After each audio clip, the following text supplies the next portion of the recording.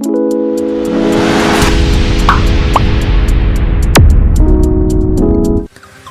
আমরা প্রথমেই ফোনের স্ক্রিনে চলে আসলাম। স্ক্রিনে চলে আসার পর এখান থেকে আমরা যে স্ন্যাপশিট নামের অ্যাপ্লিকেশনটি আছে সেটা ওপেন করে নেব। তো আমাদের যাদের এই স্ন্যাপশিট অ্যাপ্লিকেশনটি ডাউনলোড করা নেই তারা সিম্পলি প্লে স্টোরে গিয়ে সার্চ দিয়ে অ্যাপ্লিকেশনটি ডাউনলোড করে নেব। সো আমার আগে থেকে ডাউনলোড করা আছে, তার জন্য এখন আমি সেই অ্যাপ্লিকেশনে প্রবেশ করব। সো দেখতেই পাচ্ছেন এটা হলো সেই অ্যাপ্লিকেশন, আমি প্রবেশ করলাম। সো সেই অ্যাপ্লিকেশনটিতে প্রবেশ করার পর এরকম একটা ইন্টারফেস আপনাদের সামনে শো করবে। সো আপনারা সিম্পলি এই যে প্লাস আইকন দেখতে পাচ্ছেন, এই প্লাস আইকনে ক্লিক করবেন। আমি ক্লিক করে দিলাম। তারপরে কিছু অ্যালাউ চাবে, অ্যালাউগুলো করে দেবেন।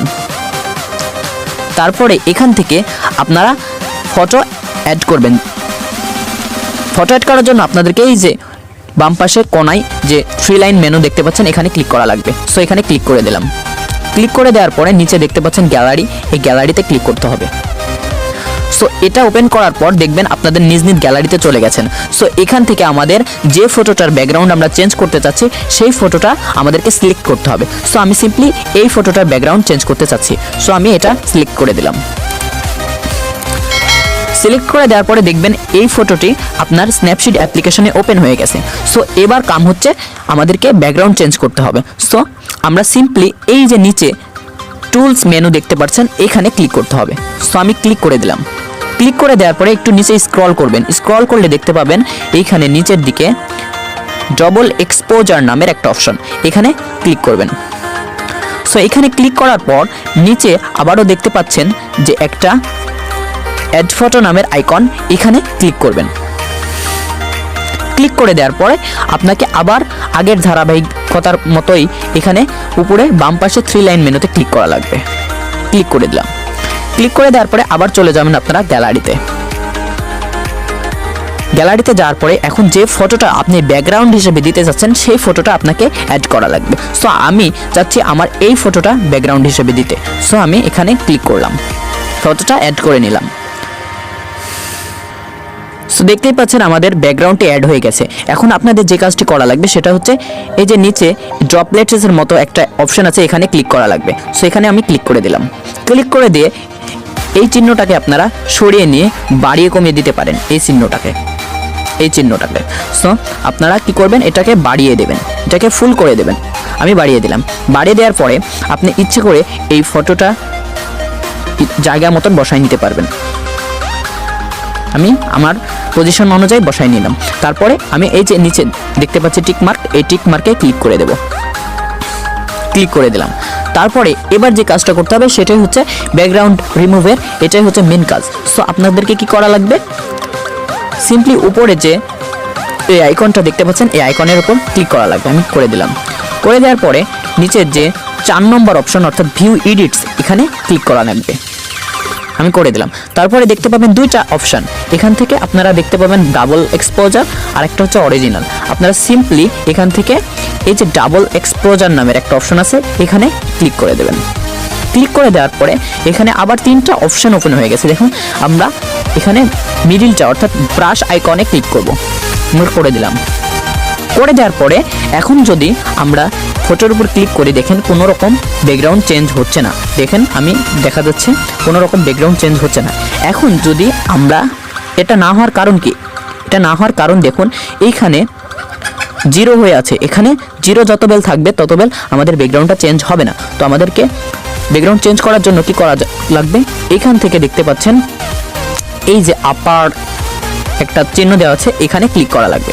এখানে জয়টায় ক্লিক করবেন। একটা ক্লিক করলে 25 করে বাড়বে, 2টা 50, 3টা 75, 4টা 100। সো আপনারা ব্যাকগ্রাউন্ড এখন যদি চেঞ্জ করতে চান এটা ফুল করে, তখন দেখবেন ব্যাকগ্রাউন্ডটা চেঞ্জ হচ্ছে। আবার যদি ব্যাকগ্রাউন্ড মুছে দিতে চান তাহলে আপনাদের কি করা লাগবে, এই যে এখানে একটা আইকন দেওয়া আছে দেখেন বাম পাশে, এটা হচ্ছে লোয়ার লিমিট। অর্থাৎ এখানে যদি ক্লিক করেন দেখেন একটা 75 মানে 25 করে কমবে। সো এখানে যদি ক্লিক করার পর 0 করে দেওয়ার পর এখন যদি আপনার ছবির আইকনে ক্লিক করেন তাহলে দেখতে পাবেন এটা মুছে যাচ্ছে ব্যাকগ্রাউন্ডটা। সো আমরা ব্যাকগ্রাউন্ড চেঞ্জ করতে চাচ্ছি, তাই আমরা 100 করে দেব। 100 করে দিয়ে আমরা এটা করব। তো আমরা সিম্পলি এখানে ক্লিক করে 100 করে দেব। 100 করে দিলাম। এখন আমরা ব্যাকগ্রাউন্ডটা চেঞ্জ করব। দেখুন এখন আমরা ছবির উপর ক্লিক করলেই ব্যাকগ্রাউন্ডটা চেঞ্জ হয়ে যাচ্ছে। সো আপনাদেরকে এডিট করার ক্ষেত্রে অবশ্যই ব্যাকগ্রাউন্ড চেঞ্জ করার ক্ষেত্রে মাথায় রাখতে হবে ধীরে সুস্থে করতে হবে, কারণ ব্যাকগ্রাউন্ড যদি আপনি খারাপভাবে চেঞ্জ করেন তাহলে আপনার ফটোটা খারাপ লাগতে পারে। সো আপনাদেরকে ধীরে সুস্থে নিখুঁতভাবে করতে হবে। আমি ভিডিওর সুবিধার্থে একটু খারাপ হলেও কিছু মনে করবেন না, আমি জোরে জোরে করছি।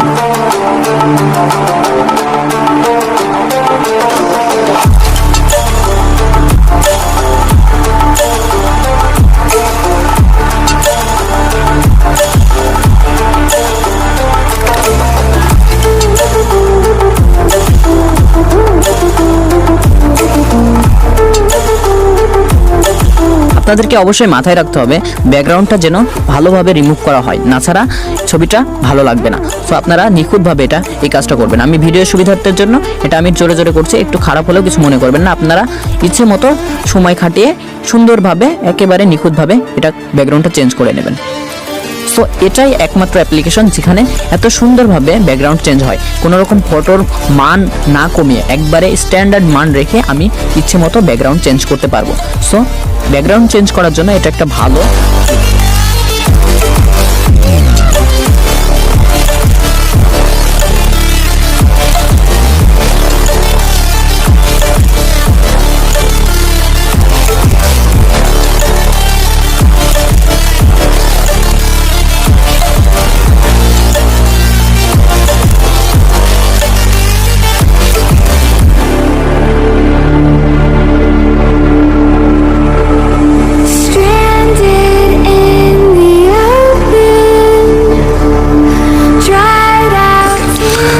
তো বন্ধুরা আপনারা দেখতেই পাচ্ছেন কত সুন্দর মানের একটা ব্যাকগ্রাউন্ড রিমুভ হয়ে গেছে। আমি যে ব্যাকগ্রাউন্ডটা দিতে চাইছিলাম সেটা কত সুন্দরভাবে এখানে ফটোর পিছনে বসে গেছে।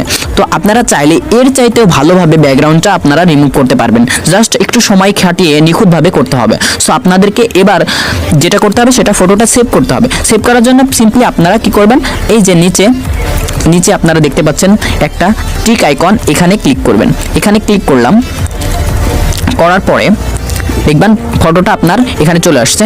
সো এখান থেকে আপনি একটা ব্যাক মেরে দেবেন। ব্যাক দেওয়ার পরে এখানে সেভ করার জন্য আপনাকে সিম্পলি এখানে এক্সপোর্ট নামের অপশনে ক্লিক করা লাগবে। সো এক্সপোর্টে আমি ক্লিক করলাম। এক্সপোর্টে ক্লিক করার পরে দেখবেন এখানে একটা সেভ আইকন, এখানে দেখবেন একটা সেভ আইকন, এই সেভ আইকনে ক্লিক করবেন। সো আমি সেভ আইকনে ক্লিক করলাম। এখন এখানে অ্যালাউ চাবে, অ্যালাউটা করে দেবেন। একটু সময় নেবে, দেখেন আমাদের ফটোটা কত সুন্দরভাবে সেভ হয়ে গেল।